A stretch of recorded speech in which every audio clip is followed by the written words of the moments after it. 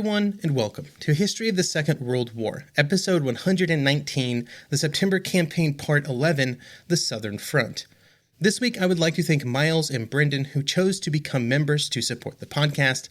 I would also like to let everyone know that the structure of the History of the Second World War member program is changing. I've included a link in the show notes with far more details, but the one thing that most listeners will be concerned about is that for the foreseeable future, there will be no more monthly member episodes, and all current member episodes will be released onto the free feed, which is the one you're listening to right now, over roughly the next year. A full explanation of the reasons, again, can be found in the link in the show notes, but the core reason is that I simply don't have enough time to maintain weekly episodes, plus one a month for members, and so I'm going to prioritize the weekly episodes because they're the reason I started podcasting in the first place. I wanted to bring good history to as many people as possible, and that happens through these weekly episodes. With all that admin talk out of the way, on to the show. Last episode covered the events that occurred in the German drive towards Łódź, where the German 10th Army took advantage of the area where two Polish armies met, Łódź and Poznan, to the west of the city of Łódź. This episode will shift focus a little bit south once again. The German 14th Army, under General List, would attack along a lengthy front starting just to the west of Katowice and then south along the German-Polish border before turning east all along the Polish-Slovakia border. The goal of the German attack in this sector was simple: destroy the Polish units facing them. If this was achieved, then the southern flank of the primary German advance made by the 10th Army to the north would be secure. Geography posed a few additional problems in this area of the front. Along the German-Polish border, the terrain was generally wooded and hilly, and there were less roads in this area, which made it slightly more challenging to kind of move troops forward. Then along the border between Slovakia and Poland, the German and Slovak troops would be attacking through actual mountains. Even with the slightly more challenging terrain, there were two primary areas of focus, concentrated around the 14th Army's two panzer divisions, the 5th and the 2nd. The 5th Panzer was positioned near the northern end of the advance, with the goal of pushing through to approach Krakow from the north, while the 2nd Panzer would advance out of Slovakia to push towards Krakow from the south. This very lengthy area of the front was occupied by two Polish armies, Krakow and Carpathian. The key point of Army Krakow's defenses was the area known as the Obszar Worowny Śląsk, which translates into Fortified Region of Slovakia. I will be referring to this by the OWS acronym. The OWS was a series of fortifications that had been under construction for most of the 1930s to defend the areas around the Polish city of Katowice. By 1939, there were about 140 bunkers strung out over 22 kilometers of front, with positions joining the bunkers that allowed the troops of the 23rd and 55th Infantry Divisions to be placed in the defenses, with the 23rd being placed on the northern end and then the 55th on the southern end. The Germans knew that the OWS existed, and therefore planned around the strong Polish defenses.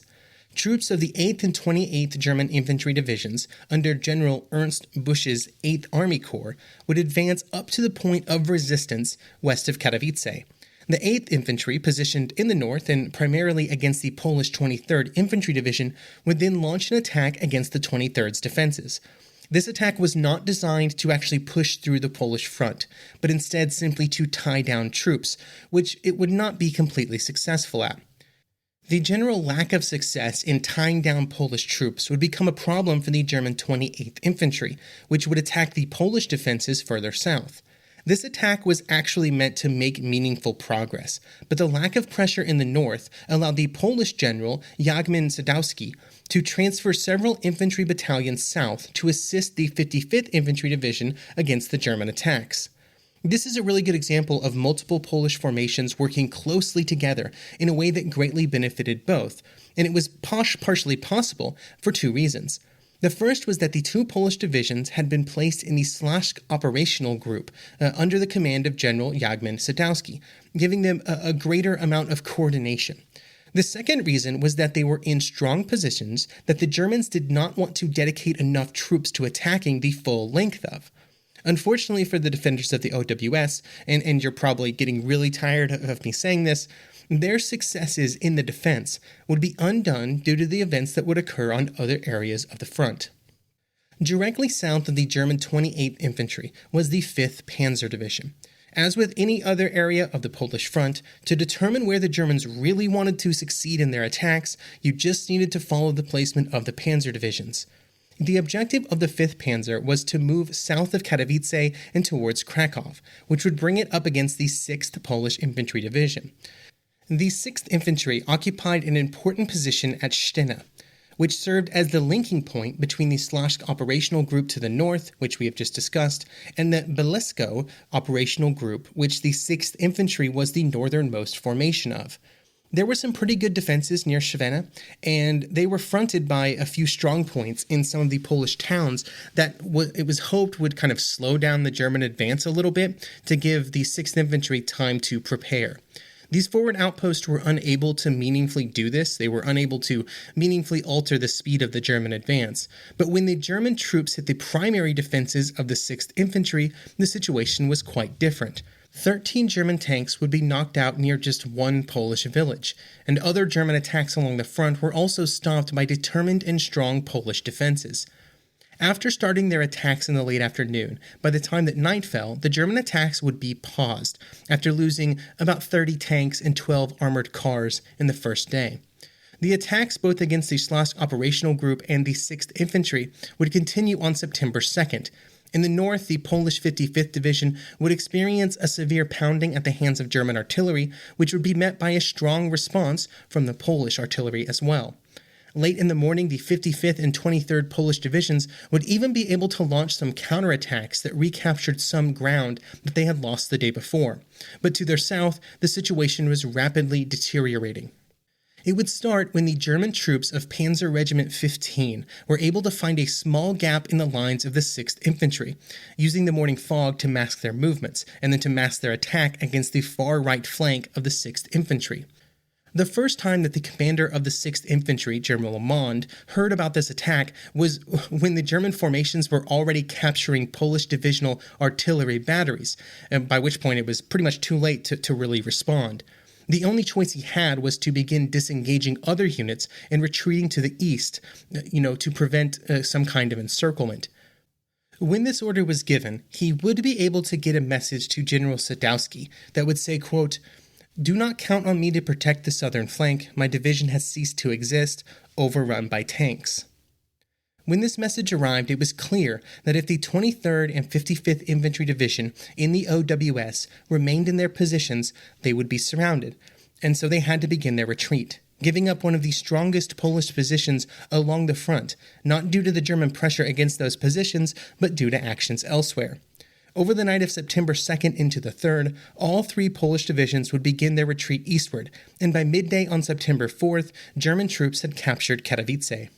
To the south of the 6th Division was the 21st Mountain Infantry Division, which was assigned the unenviable task of defending the Teschen region.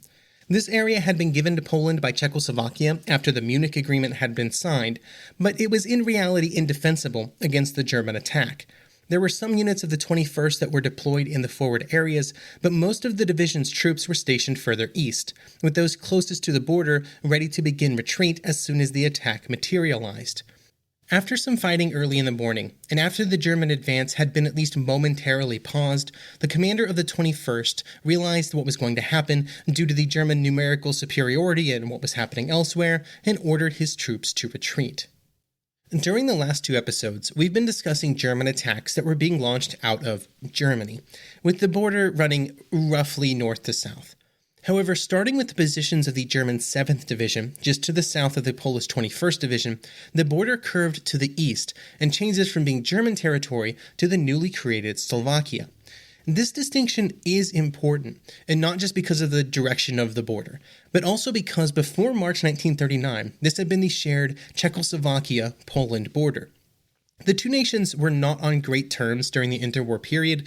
They always had disagreements, but the threat of war between the two was relatively low, and so Polish defenses in this area had been largely neglected throughout the 1930s to focus resources on a possible German attack. After the German takeover of March 1939, this situation completely changed, and the Polish defensive frontier against the German attack expanded greatly. In July, serious efforts began on some kind of defenses, with the goal of making it more difficult for any army to approach Krakow from the south. These defenses would be attacked by the German 7th Infantry Division, which would advance out of Slovakia. General Ott, the 7th Infantry's commander, knew about the Polish defenses due to aerial reconnaissance before the start of the attack, and due to their position some distance from the border, they would not be encountered until September 2nd. Instead of launching direct attacks on the newly built bunkers and other Polish positions, Ott would execute some kind of a World War I style infiltration attack, with the goal of moving around and behind any Polish defenders so that they could be attacked from the more vulnerable rear areas. Several of the largest Polish bunkers would be surrounded in this way, and over the course of September 2nd and September 3rd, they would either be forced to surrender, or they would wait until darkness to try and make their way back through German lines. Remarkably, the 7th Infantry would suffer just 57 casualties during these actions, proving that a bit of creativity and forethought, in the German actions could really deal with some of these Polish defenses that maybe were not fully built out or were not as strong as areas like the OWS. Further east along the Slovakia-Poland border, Polish defenses were even weaker than those to the west and the north. This included the 3,000 troops that would be on the receiving end of the attack of the 2nd Panzer Division. These troops were volunteer troops that had no support weapons, barely had rifles, and they were, of course, almost helpless against German mechanized troops. Some assistance was sent in the form of the 10th Motorized Cavalry Brigade, which contained a company of old Vickers tanks, which by 1939 were completely obsolete. But the unit had not yet received its newer replacement vehicles, so it was left with the Vickers. They would arrive near the Polish town of Wysoka during the evening of September 1st, which was only possible due to the German commander having decided to wait until morning before launching his next attack. On September 2nd, that attack would begin with a combination of German armor, infantry, and artillery that was kind of the hallmark of German attacks during this period. Polish anti-tank guns were able to hit several German tanks, which caused them to momentarily retreat, but just a few hours later, another attack would be made. This time, the Germans got close enough that machine guns equipped with armor-piercing munitions were able to knock out several Panzer I and II tanks. Throughout the day, German attacks would continue, until eventually just the continued pressure and sheer numbers would prove to be too much for the Polish defenders. But by that time, the Polish defenders had knocked out 30 German tanks, which was pretty good. Several would later be repaired, as many tanks were, but at least they took out a number of German vehicles. What would follow was a multiple series of chases, where the Polish units would retreat overnight, establish a defensive line, which the Germans would then attack the next day. The attack would not be successful and would not push through the Polish defenses, but then they would have to retreat again the next night, and the cycle would repeat itself. This resulted in a very effective delaying action for the Polish troops, but did nothing to prevent the Germans from continuing their advance on Krakow. This was the best that could be done, along the southern front, as Polish units were forced to retreat to the north. They were heavily outnumbered and heavily outgunned. Germans would then approach the outskirts of Krakow on September 4th. Several Polish formations would be able to make it to the city, including the 21st Mountain Infantry Division, but they faced the problem of German troops attacking from a growing number of directions. On September 6th, the city would be abandoned to the Germans, adding another area to the list of positions that would have to be abandoned due to the risk of any Polish defenders being surrounded and destroyed.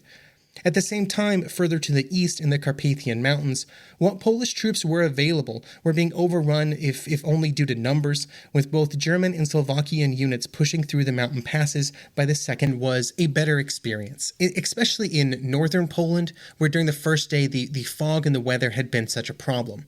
For the operations on the second day, there was a general refocusing of Luftwaffe efforts away from targeting the Polish Air Force, and instead more effort was put into directly influencing the fighting on the ground. This was at least partially due to the belief that most of the Polish Air Force had already been destroyed on the first day of the fighting, primarily while they were still on their bases. This was believed all the way up to the very top of the Luftwaffe's intelligence branch, and would also be picked up by Nazi propaganda in the days that followed. The focus on supporting the ground offensive would take the form of German bombers, targeting objectives like the rail lines behind the front, like when Stuka dive bombers would hit rail stations which were trying to help concentrate Polish defenders who were trying to create a roadblock to stop the advance of the German 10th Army.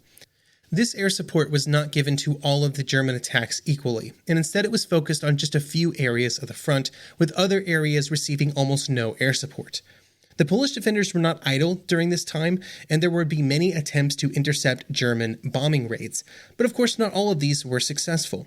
The first problem was simply finding the German bomber formations. Remember, this is a time before radar, where raid warning and interception were much more challenging. And then there was, of course, also the problem of German fighters. However, when the Polish fighter aircraft were able to intercept unescorted German bombers, they did quite well, which was a pretty good example of how vulnerable unescorted bombers were to enemy fighters, even if those enemy fighters were heavily outnumbered. The air groups assigned to Army Pomorze and Poznan were particularly active during September 2nd. This included some efforts to provide their own air support for the ground forces, with Polish fighters making strafing attacks on advancing German motorized infantry columns. This particular effort would not be very rewarding, partially because the Polish fighters did not carry any bombs, so they could really just attack the Germans with their machine guns. Polish bombers would have been far more useful, but the bulk of Polish bombing forces, contained in independent bombing brigades, was held in reserve south of Warsaw. Overall, the Luftwaffe flew about 2,000 sorties on the second day of the war, losing about 14 aircraft, while the Poles were able to manage about 200 sorties at a much higher rate of attrition, losing 10% or 20 aircraft. One other small area of note, the first bombing raid over German soil would be launched by a single Polish bomber, which would drop 8 bombs on a factory near the German town of Olau, modern-day Olawa. September 3rd would be another day of bombing raids against Warsaw. Just before 9 a.m. in the morning, another bombing raid would hit the capital, with this raid made up of HE-111s and BF-110s as escorts. Polish fighters would be there to meet them, with numbers bolstered by the aircraft that had been repaired since they had been damaged during the actions of September 1st. In total, 120 Polish fighter sorties would meet the German attacks over Warsaw, but they would have a pretty difficult time getting through the fighter escorts, especially when compared to earlier raids, which were not escorted by as many fighters. And the losses on both sides were roughly even, about 15 to 13, with the Polish fighters coming out just a little bit ahead. At night on September 3rd, the first German night bombing raid would take place, partially as a test of the navigational aids that the Luftwaffe had been developing over the previous years. The main bombing groups were preceded by small groups of pathfinding aircraft equipped with special radio gear that was able to recognize the position of radio signals from German-held territory, which, when the positions were kind of cross-referenced, allowed for a very accurate night bombing set of raids, with the raids over Poland, dropping bombs within several hundred meters of their intended targets. This radio guidance system was critical because it was very difficult to navigate at night, especially when it came to finding targets in enemy territory. This same system would become much more famous when it was used during the German bombing campaigns against Britain in 1940. Polish bombers were also active on September 3rd, placing their primary focus on the German armored troops of the 1st and 4th Panzer Divisions north of Czestochowa. These attacks would be costly, but the situation at the front was kind of getting to a point where all possible tools had to be used to try and halt the German advance, even if using them was very costly. This fact would become more true over the following days. On September 4th, a major raid would be launched by the Bomber Brigade against, once again, the advancing 1st and 4th Panzer Divisions, and this time the newest and most capable squadrons of the Polish Air Force were committed, including Poland's best bomber, the PZL-37B. On 50 sorties, 9 of these bombers would be lost. For the Polish Air Force, one of the major challenges by the third day of the war was one of numbers. Polish aircraft continued to launch sortie after sortie every day, but every day there would be fewer of them. And even if they were able to destroy some German aircraft, the Luftwaffe was much more capable of replacing its losses. This resulted in Polish aircraft increasing their sortie tempo, but still being outnumbered by 10 to 1 by the sorties that the Luftwaffe was launching. The math problem was made even worse when the Luftwaffe found some of the airfields used to base Polish fighters out of, which had mostly eluded them after September 1st. On one airfield, just one airfield near Łódź, 5 Polish fighters would be destroyed on the ground, not even able to defend themselves. On September 4th, 300 Polish sorties would be launched, but that rate was unsustainable as losses mounted. On September 5th, that number would be just 180, and then on September 6th, they kind of boosted it back up again to 240. Every day, there were more losses, though. There were 30 on the 4th, 15 on the 5th, 23 on the 6th. Polish squadrons were forced to begin moving to airfields further east as their previous homes were threatened by German advances on the ground. And this just made everything more challenging, just adding to the exhaustion of both pilots and the mechanics and the support staff that were trying to keep the aircraft in the air at all costs. With losses mounting, on September 6th, the decision would be made to try and concentrate fighter resources to kind of help provide some assurance of being able to defend some piece of Polish territory, instead of spreading dwindling fighter resources thinner and thinner to the point where they weren't making any discernible difference anywhere. In total, over the first 6 days of the campaign, the Polish Air Force would lose about 155 aircraft, about 40% of the number that they'd started the war with. The Luftwaffe would also lose about 126 aircraft, but this represented just 7% of their number from September 1st. Even if they were not destroyed on the ground on September 1st, the Polish Air Force was rapidly losing its ability to influence the actions of the Luftwaffe, a trend that would only accelerate in the days that followed. But by September 6th, there was another factor to consider in the air war, a very important factor. The British and French had entered the conflict, and they might prove to be a major distraction, pulling Luftwaffe resources away from Poland and into Western Germany. French and British bombers could be over Germany at any moment, dropping bombs on German cities that would absolutely force the Luftwaffe to reallocate resources. All the British and French had to do was launch some bombing raids against Germany. That's why the Bomber Command and RAF existed, after all. Surely they would be doing that immediately after they entered the war, just a dramatic first strike against Germany. That's what they were going to do, right? Oh no.